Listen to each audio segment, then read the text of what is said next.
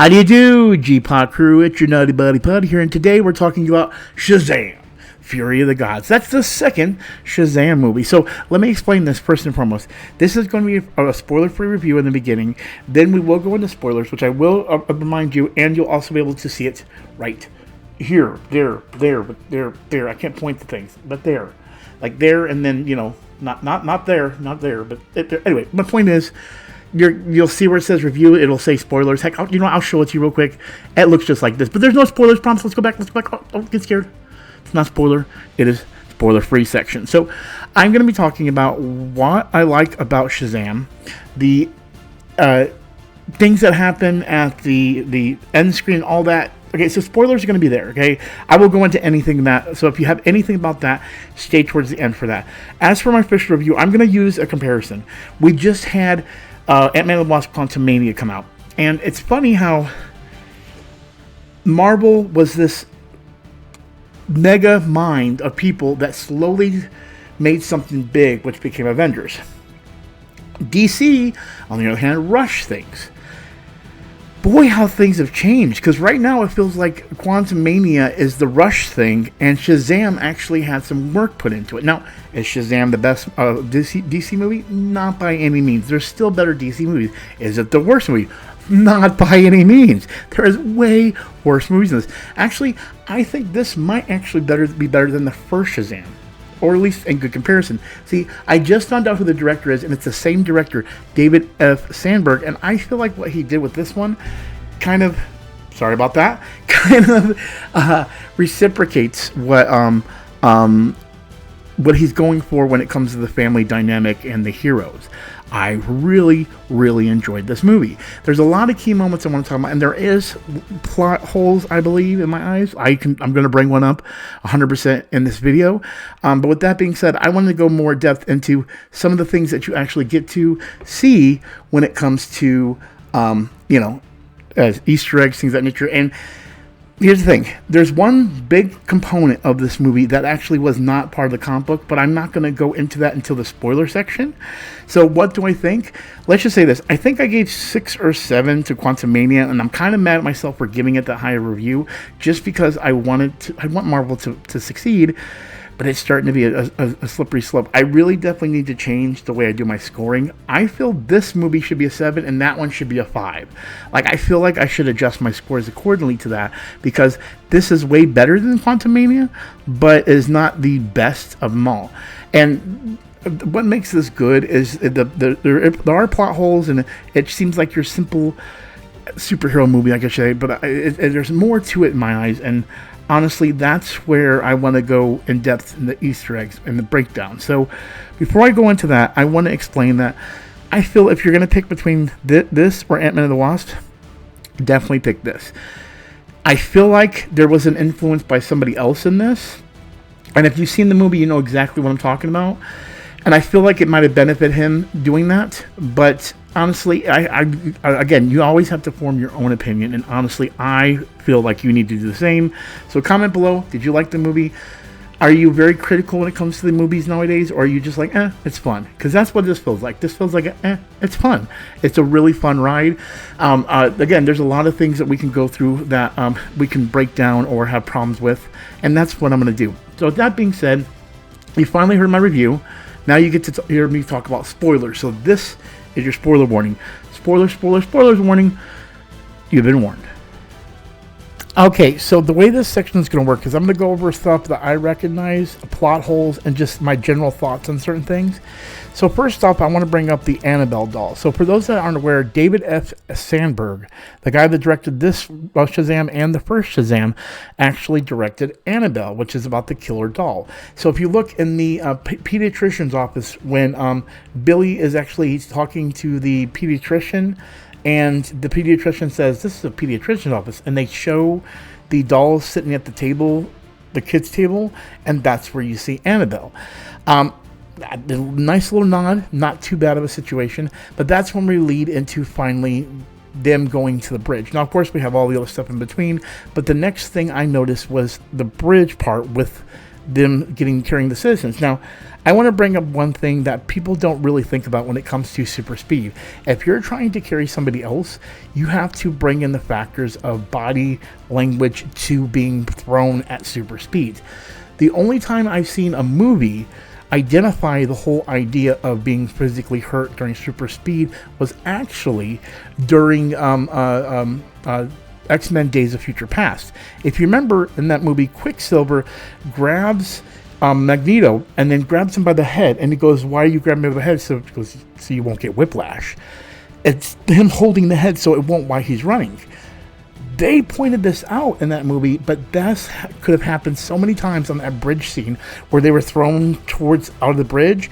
You watch that scene, see how fast these humans come out of there. If anybody else was to go as fast as she did and not have the capabilities to run and keep your momentum that way, you're gonna suffer whiplash.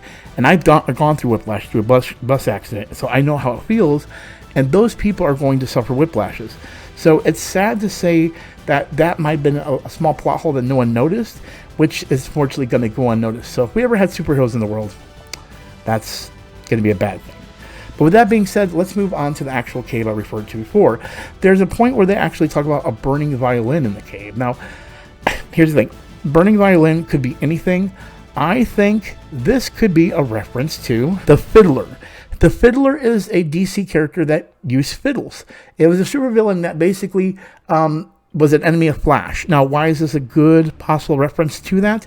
Is because we are edging into the Flash movie as well as anything that James Gunn goes into. So we possibly could get a very, very obscure character, because James Gunn is good with it, of the Fiddler. I don't know. Tell me what you guys think in the comments below. But then next we have Steve the Pen. Now, Steve the Pen I actually thought maybe was a character. And this goes back to another thing I want to bring up when it comes to this movie. The three sisters, the daughters of Olympus, they are not characters in the comic books. And it took me not knowing who the characters were to find that out. And what I mean by that is there's a lot of comic book characters I don't know. But these three, I was like, I don't know who these are. And clearly, these are new characters, but I didn't know going in. I just thought maybe I didn't know these characters until I did some research and found out, oh, that's another reason why I paused this video. The two characters I was looking for was the girls, the sisters, and Steve the Pen. I was like, does Steve the Pen actually exist in the DC comic world? And apparently he doesn't. I'm not sure. If there is any reference to Steve the Pen, please tell me in the comments below. But that brings us to the epic fight towards the end. Now, in between, it was just basically battles, fun stuff.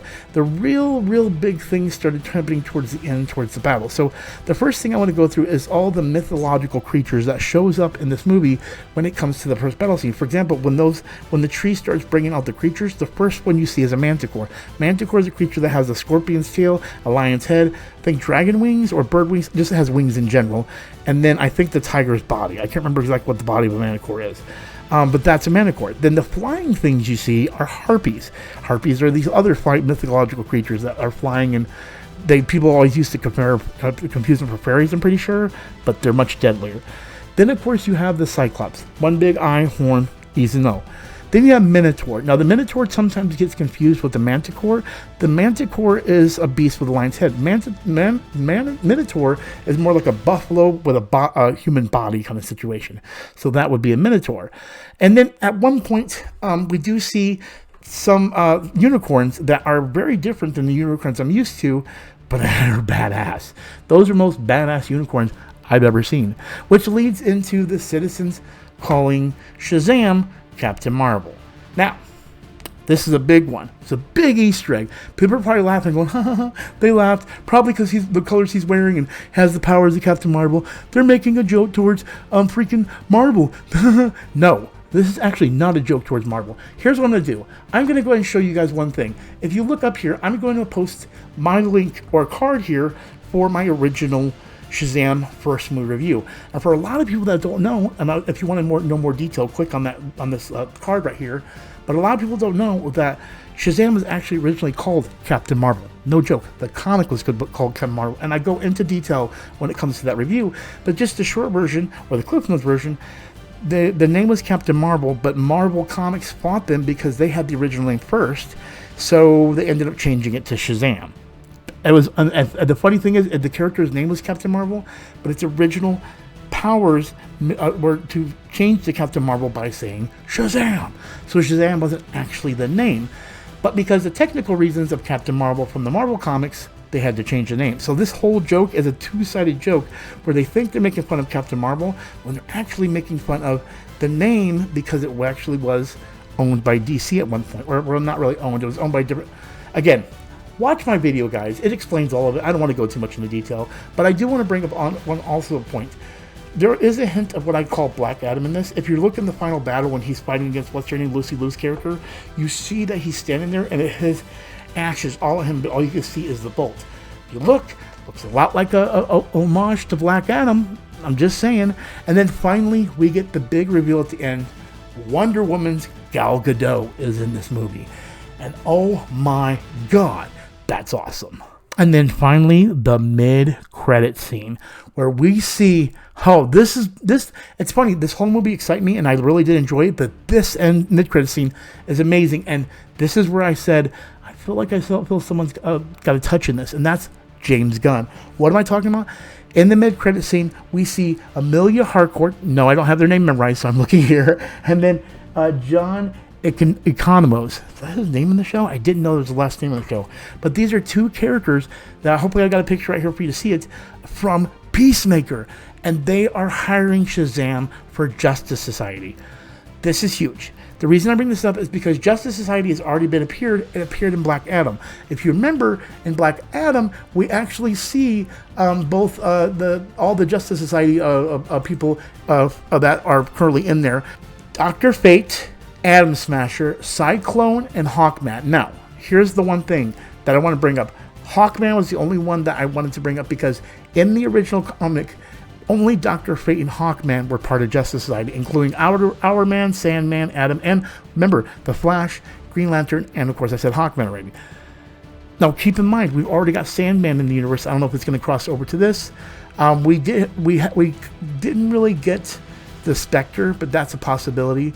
Atom, we kind of did, and then of course there's The Flash and Green Lantern. I know they're going to eventually make a new Green Lantern, especially with the horror of, unfortunately, Ryan Reynolds' version of Green Lantern. But the thing I also want to bring up is you'll notice he says outside the Justice Society, which, by the way, Peacemaker was never in Justice Society, but I have a feeling he's going to be now. But then he said Authority Society and Code Society.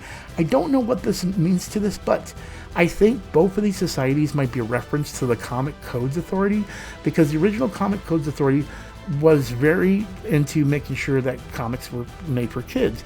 So I'm thinking Authority Society and Code Society are knocks on the Comic Code Society.